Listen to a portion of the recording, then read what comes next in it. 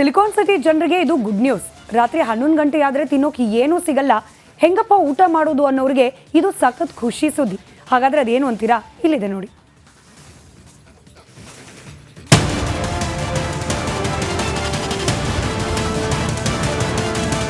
ಬೆಂಗಳೂರು ಲಕ್ಷಾಂತರ ಜನರಿಗೆ ಆಶ್ರಯ ಕೊಟ್ಟಿರುವ ನಾಡು.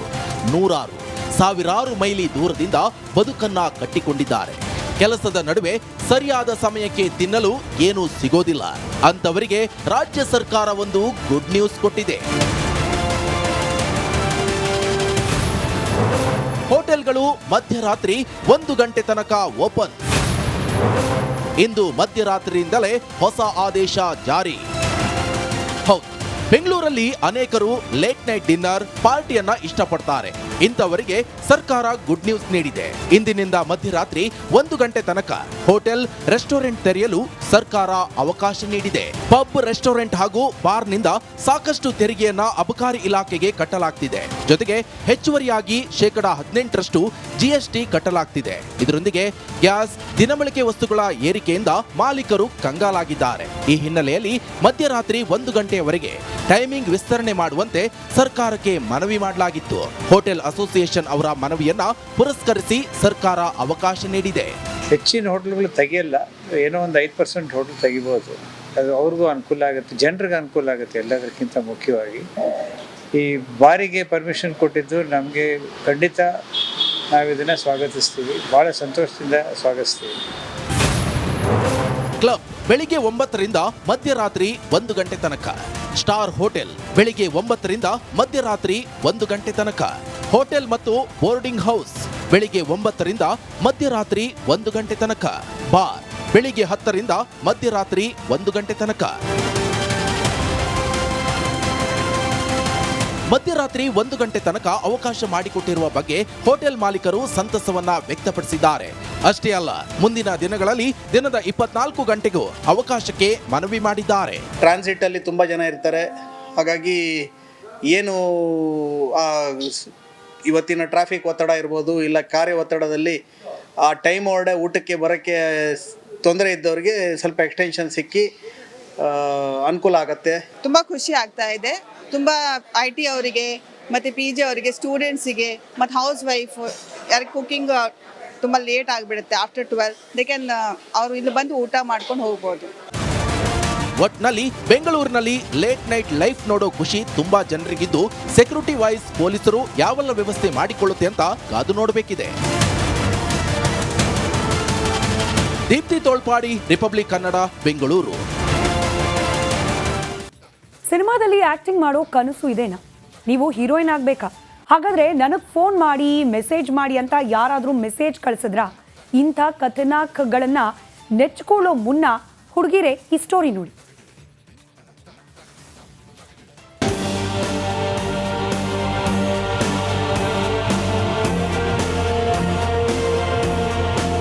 ನೋಡೋಕೆ ಚಂದುಳ್ಳಿ ಚೆಲುವೆ ಈ ಮಿಲ್ಕಿ ಬ್ಯೂಟಿಗೆ ಒಂಥರ ಸಿನಿಮಾ ಕ್ರೇಜ್. ಫಿಲ್ಮ್ ನಲ್ಲಿ ಆಕ್ಟಿಂಗ್ ಮಾಡಬೇಕು ಅನ್ನೋ ಆಸೆ, ಯುವತಿಯ ಆಸೆ ತಪ್ಪಾಗೇನೂ ಇಲ್ಲ.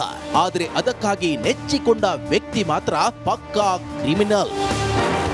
ಹೌದು, ತಮಿಳು ನಟ ರಾಘವ ಲಾರೆನ್ಸ್ ಜೊತೆ ನಟಿಸೋ ಚಾನ್ಸ್ ಕೊಡ್ತೀನಿ, ನಿನ್ನ ಹೈ ಕ್ಲಾಸ್ ಹೀರೋಯಿನ್ ಮಾಡ್ತೀನಿ ಅಂತ ನಂಬಿಸಿ ಇದೇ ಯುವತಿಯಿಂದ ವ್ಯಕ್ತಿಯೊಬ್ಬ 1.71 ಲಕ್ಷ ರೂಪಾಯಿ ಅಬೇಸ್ ಮಾಡಿದ್ದಾರೆ. ಬೆಂಗಳೂರು ಕೋಣನಕುಂಟ ಠಾಣಾ ವ್ಯಾಪ್ತಿಯಲ್ಲಿ ಇಂತಹದೊಂದು ಕೇಸ್ ವರದಿಯಾಗಿದೆ. ಹಂಟರ್ ಸಿನಿಮಾಗೆ ನಟಿಯರ ಆಡಿಷನ್ ಇರೋದಾಗಿ ಪೋಸ್ಟ್ ಹಾಕಲಾಗಿತ್ತು. ಇನ್ಸ್ಟಾಗ್ರಾಮ್ ಪೋಸ್ಟ್ ನೆಚ್ಚಿಕೊಂಡು ಮೆಸೇಜ್ ಹಾಕಿದ್ರು. ಆ ಕಡೆಯಿಂದ ಸುರೇಶ್ ಕುಮಾರ್ ಎಂಬಾತ ರಿಪ್ಲೈ ಮಾಡಿದ.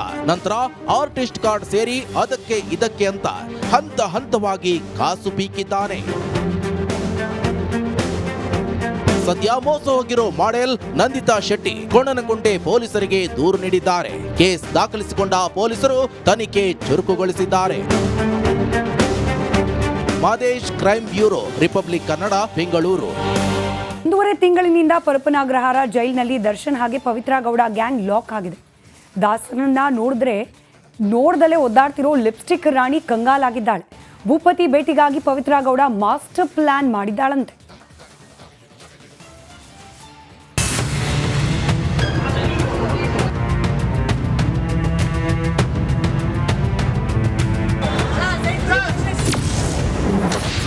ದರ್ಶನ್ ವಿಜಯಲಕ್ಷ್ಮಿ ಭೇಟಿ ಆಕೆಗೆ ಟೆನ್ಷನ್. ಕಂಬಿ ಹಿಂದೆ killer lady master plan. Lipstick ರಾಣಿ ಪವಿತ್ರ ಗೌಡ ಕಂಬಿ ಹಿಂದೆ ಮುದ್ದೆ ಮುರಿತಿದ್ದಾಳೆ. ಇದ್ರ ಮಧ್ಯೆ ಕಿಲ್ಲರ್ ಲೇಡಿಗೆ ದಾಸ ದೂರ ಆಗುವ ಭೀತಿ ಶುರುವಾಗಿದೆಯಂತೆ. ಅದಕ್ಕೆ ಕಾರಣ ವಿಜಯಲಕ್ಷ್ಮಿ. ಯಾಕೆ ಅಂದ್ರೆ ಪತಿಗಾಗಿ ಹರಸಾಹಸ ಪಡ್ತಾ ಇರುವ ವಿಜಯಲಕ್ಷ್ಮಿ ಬಗ್ಗೆ ಡವ್ ರಾಣಿ ಪವಿತ್ರಾಗೆ ಭಾರಿ ಆತಂಕ ಶುರುವಾಗಿದೆ. ಅಲ್ಲದೆ ದರ್ಶನ್ ಸಮೀಪದಲ್ಲೇ ಇದ್ರೂ ಏನು ಮಾಡಲಾಗದ ಸ್ಥಿತಿ ಪವಿತ್ರ ಗೌಡ ಕೈ ಹಿಸುಕಿಕೊಳ್ಳುವಂತೆ ಮಾಡಿದೆ.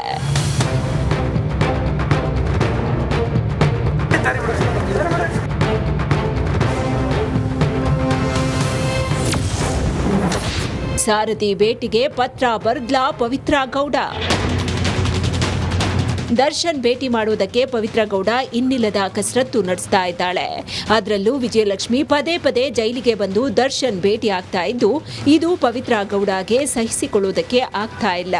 ಇದೇ ಕಾರಣಕ್ಕೆ ಆತಂಕದಲ್ಲಿರುವ ಲಿಪ್ಸ್ಟಿಕ್ ರಾಣಿ ಜೈಲಲ್ಲಿ ದರ್ಶನ್ ಭೇಟಿ ಮಾಡಬೇಕು ಅಂತ ಜೈಲು ಅಧಿಕಾರಿಗಳಿಗೆ ಪತ್ರ ಬರೆದಿದ್ದಾಳೆ ಎನ್ನಲಾಗ್ತಾ ಇದೆ.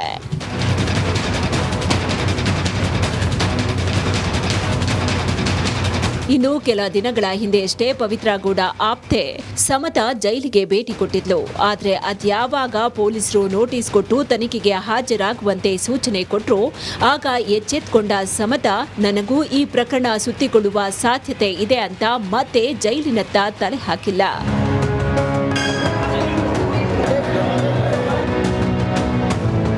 ಸದ್ಯ ದರ್ಶನ್ ದೂರ ಆಗುವ ಭೀತಿಯಲ್ಲಿರುವ ಪವಿತ್ರ ಗೌಡ ಹೇಗಾದ್ರೂ ಮಾಡಿ ಭೂಪತಿಯನ್ನ ಭೇಟಿಯಾಗಲೇಬೇಕು ಅಂತ ಮಾಸ್ಟರ್ ಪ್ಲಾನ್ ಮಾಡಿದಾಳಂತೆ. ಕ್ಯಾಮ್ರಾಮನ್ ಮಹೇಶ್ ಜೊತೆ ನವೀನ್ ಚಂದ್ರ ಶೆಟ್ಟಿ, ರಿಪಬ್ಲಿಕ್ ಕನ್ನಡ, ಆನೇಕಲ್.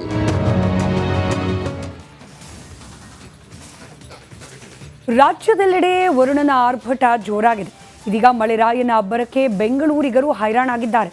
ನಿನ್ನೆ ಸುರಿದ ಭಾರೀ ಮಳೆ ಅವಾಂತರಗಳ ಸರಮಾಲೆಯನ್ನೇ ಸೃಷ್ಟಿಸಿದೆ.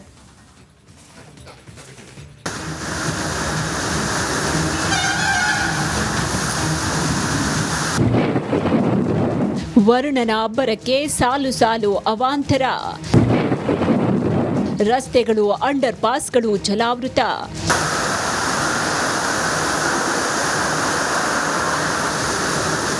ಕೆರೆಯಂತಾದ ರಸ್ತೆಗಳು, ಅಂಡರ್ ಪಾಸ್ಗಳಲ್ಲಿ ನೀರು. ವರುಣಾರ್ಭಟಕ್ಕೆ ಸಿಲಿಕಾನ್ ಸಿಟಿಯಲ್ಲಿ ಅವಾಂತರಗಳ ಸರಮಾಲೆ.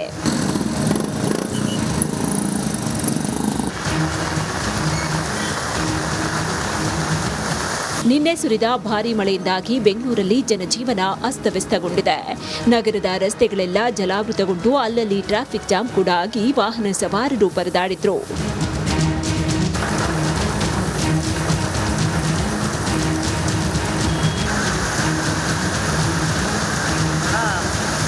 ಇನ್ನು ಮೆಜೆಸ್ಟಿಕ್ ಕಾರ್ಪೊರೇಷನ್, ವಿಲ್ಸನ್ ಗಾರ್ಡನ್ ಸೇರಿದಂತೆ ಬಹುತೇಕ ನಗರದಾದ್ಯಂತ ಅಬ್ಬರದ ಮಳೆ ಸುರಿದಿದೆ. ಕೆಲವು ಕಡೆ ಮರದ ಕೊಂಬೆಗಳು ಬಿದ್ದಿವೆ.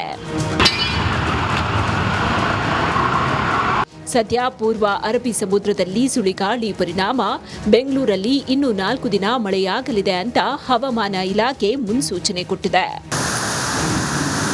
Deepti Tolpadi, metro bureau, republic Kannada.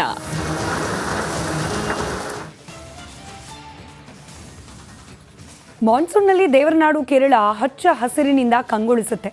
ಅದರಲ್ಲೂ ಮಳೆಗಾಲದ ಸಮಯದಲ್ಲಿ ಪ್ರವಾಸಿಗರನ್ನ ಕೈ ಬೀಸಿ ಕರೆಯುತ್ತೆ. ಆದರೆ ಮೊನ್ನೆ ನಡೆದ ವಯನಾಡು ಭೂಕುಸಿತ ಸಿಟಿ ಜನರನ್ನ ಭಯಗೊಳಿಸಿದೆ.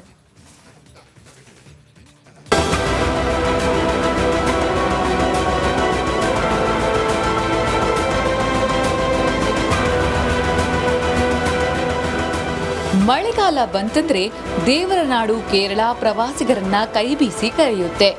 ಪ್ರಕೃತಿ ಸೌಂದರ್ಯ ಕಣ್ತುಂಬಿಕೊಳ್ಳಲು ಪ್ರವಾಸಿಗರ ದಂಡೆ ಭೇಟಿ ನೀಡುತ್ತೆ. ಆದರೆ ಈ ವರ್ಷ ವಯನಾಡು ಭೂಕುಸಿತದಿಂದಾಗಿ ಪ್ರವಾಸೋದ್ಯಮ ದಿಢೀರ್ ಕುಸಿತ ಕಂಡಿದೆ. ಅದರಲ್ಲೂ ಬೆಂಗಳೂರಿನಿಂದ ವಯನಾಡು, ಮುನ್ನಾರ್ ಪ್ರವಾಸಕ್ಕೆಂದು ಬುಕಿಂಗ್ ಆಗಿದ್ದ ಟಿಕೆಟ್ಗಳು ಕ್ಯಾನ್ಸಲ್ ಆಗಿವೆಯಂತೆ. ಇದು ಪ್ರವಾಸೋದ್ಯಮ ಹಾಗೂ ಖಾಸಗಿ ಟೂರಿಸ್ಟ್ ಮಾಲೀಕರು ಮತ್ತು ಬಸ್ ಮಾಲಕರಿಗೆ ಆರ್ಥಿಕ ಸಂಕಷ್ಟ ತಂದಿದೆ.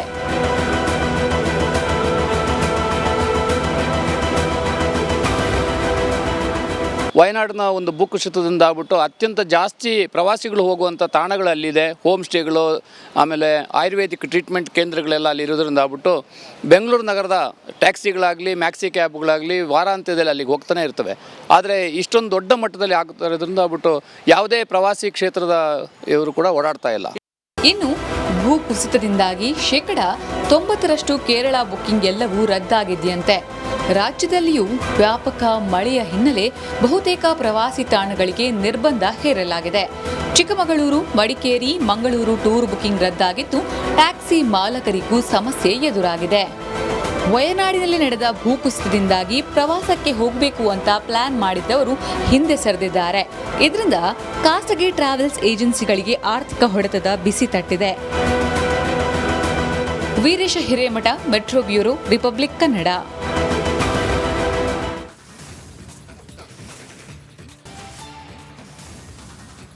ಕಾಟನ್ ಕ್ಯಾಂಡಿ ಬ್ಯಾನ್ ಆಯಿತು, ಕಬಾಬ್ಗೆ ಕಲರ್ ಮಿಕ್ಸ್ ಮಾಡ್ತಾರೆ ಅಂತ ಗೊತ್ತಾಯಿತು.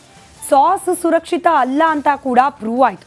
ಇನ್ನು ಮುಂದೆ ಏನು ತಿನ್ನಬೇಕು ಏನು ತಿನ್ನಬಾರ್ದು ಅಂತ ಕನ್ಫ್ಯೂಷನ್ನಲ್ಲಿರೋ ಸಿಟಿ ಜನರಿಗೆ ಆರೋಗ್ಯ ಇಲಾಖೆ ಕೈಗೆ ಕಿಟ್ ಕೊಡಲಿದೆ. ಅರೆ ಇದೇನಿದು ಕಿಟ್, ಇದರಿಂದ ಏನು ಯೂಸ್ ಅಂತೀರಾ? ಅದರ ಡೀಟೇಲ್ಸ್ ನಿಮ್ಮ ಮುಂದೆ.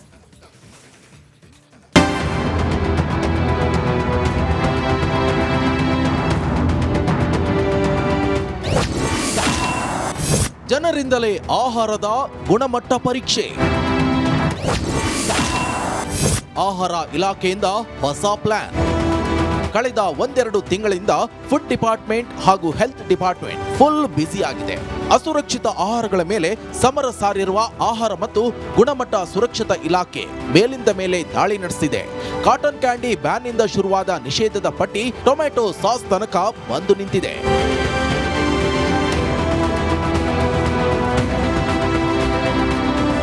ಇದೀಗ ಜನರನ್ನ ಒಳಗೊಂಡು ಮಹತ್ವದ ಹೋರಾಟಕ್ಕೆ ಆಹಾರ ಇಲಾಖೆ ಮುಂದಾಗಿದೆ.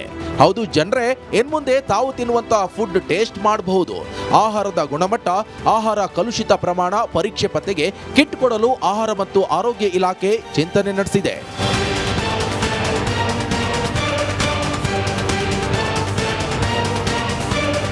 ಇತ್ತೀಚಿನ ದಿನಗಳಲ್ಲಿ ಆಹಾರ ಕಲುಷಿತ, ಫುಡ್ ಸ್ಟ್ಯಾಂಡರ್ಡ್ ಬಗ್ಗೆ ಸಾಲು ಸಾಲು ಆರೋಪಗಳು ಕೇಳಿಬಂದಿದ್ವು. ಹೀಗಾಗಿ ಆಹಾರ ಮತ್ತು ಆರೋಗ್ಯ ಇಲಾಖೆ ಜನರಿಂದಲೇ ಆಹಾರದ ಗುಣಮಟ್ಟ ಪರೀಕ್ಷೆ ಮಾಡಿಸಲು ಸಜ್ಜಾಗಿದೆ. ಫುಡ್ ಬಿಸ್ನೆಸ್ ಅಲ್ಲಿ ಇರೋರು ಅವರದೇ ಆದ ಅಸೋಸಿಯೇಷನ್ ಇರ್ತವೆ. ಸೊ ಅಸೋಸಿಯೇಷನ್ ಮುಖಾಂತರ ಅವರೇ ಮುಂದೆ ಬಂದು ಅವರು ಅಸೋಸಿಯೇಷನ್ದು ಒಂದು ಡೆಸಿಗ್ನೇಟೆಡ್ ಪ್ಲೇಸಸಲ್ಲಿ ಕೆಲವು ಸ್ಪಾಟ್ ಟೆಸ್ಟ್ಸ್ ಇರ್ತವೆ. ಆನ್ ದ ಸ್ಪಾಟ್ ಟೆಸ್ಟ್ ಮಾಡುವಂಥ ಕೆಲವು ಮಷೀನ್ಸ್ ಇವೆ, ರ್ಯಾಪಿಡ್ ಡಯಾಗ್ನೋಸ್ಟಿಕ್ ಕಿಟ್ಸ್ ಅಂತ ಕರೀತಾರೆ. ಸೊ ಯಾವ ರೀತಿ ಒಂದು ವಸ್ತುದು ತೂಕ ಮಾಡಬಹುದು ವೇಯಿಂಗ್ ಸ್ಕೇಲಲ್ಲಿ ಇಟ್ಟು. ಇದೇ ರೀತಿ ಆ ಫುಡ್ ಐಟಮ್ದು ನೀವು ಕ್ವಾಲಿಟಿ, ಗುಣಮಟ್ಟ, ಕೆಲವು ವಿಷಯಗಳ ಬಗ್ಗೆ, ಈಗ ಕೆಲವು ಅದರಲ್ಲಿ ಅಡಲ್ಟ್ರೆಂಟ್ಸ್ ಇದ್ದರೆ ಅದಕ್ಕೆ ಭಾಳ ಇನ್ವಾಲ್ವ್ಡ್ ಕಾಂಪ್ಲಿಕೇಟೆಡ್ ಟೆಸ್ಟ್ ಬೇಕು, 24 hour 48 hour ಬೇಕಾಗತ್ತೆ. ಕೆಲವು ಥರದ್ದು ಟೆಸ್ಟ್ ರ್ಯಾಪಿಡಲ್ಲಿ ಅಂದರೆ ಆನ್ ದ ಸ್ಪಾಟ್ ಗೊತ್ತಾಗ್ತದೆ. ಆಹಾರಕ್ಕೆ ಬಳಕೆ ಮಾಡಿದ ಪದಾರ್ಥಗಳ ಗುಣಮಟ್ಟ ಪರೀಕ್ಷೆ ಇದೆಯಾ, ಆಹಾರ ಪದಾರ್ಥಗಳು ಸ್ಟ್ಯಾಂಡರ್ಡ್ ಪ್ರೋಟೋಕಾಲ್ ಪ್ರಕಾರ ಗುಣಮಟ್ಟ ಇದೆಯಾ ಅಂತ ಸ್ಥಳಕ್ಕೆ ರೇಟಿಂಗ್ ಏಜೆನ್ಸಿ ಕರೆದುಕೊಂಡು ಹೋಗಿ ಪರೀಕ್ಷೆ ಮಾಡಿಸಬಹುದಾಗಿದೆ. ಈ ಮೂಲಕ ಸ್ಪಾಟ್ ಫುಡ್ ಟೆಸ್ಟಿಂಗ್ ಮಾಡಿಸಲು ಜನರಿಗೆ ಅವಕಾಶ ನೀಡಲಿದೆ. ರ್ಯಾಪಿಡ್ ಫುಡ್ ಟೆಸ್ಟಿಂಗ್ ಕಿಟ್ ಬಳಸಿ ಸ್ಥಳದಲ್ಲೇ ಆಹಾರದ ಗುಣಮಟ್ಟ ತಿಳಿಯಲು ಹೊಸ ಪ್ರಯೋಗ ನಡೆಸಲಿದೆ. ದೀಪ್ತಿ ತೋಳ್ಪಾಡಿ, ರಿಪಬ್ಲಿಕ್ ಕನ್ನಡ.